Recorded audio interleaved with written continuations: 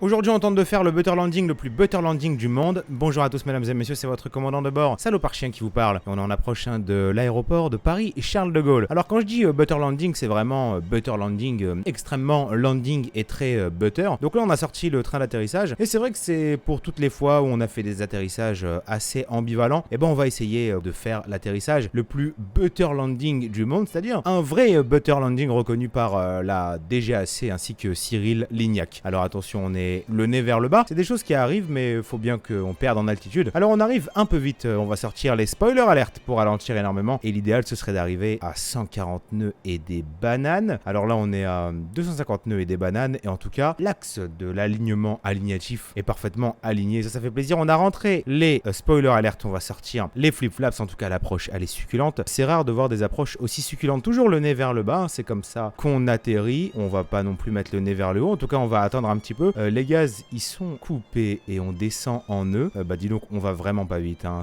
On s'ennuierait presque. Faut tenir compte de tout un tas de paramètres physiques tels que l'aviation. Alors attention, butter landing, on est à 140 nœuds. On remet un peu de gaz. Oula, un peu de gazouze. Oh bah dis, la piste elle est bientôt finie.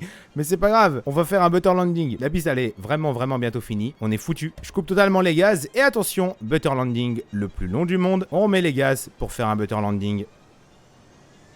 Oh merde, ça veut pas. C'est une catastrophe. Attention, butter landing. Butter landing maintenant.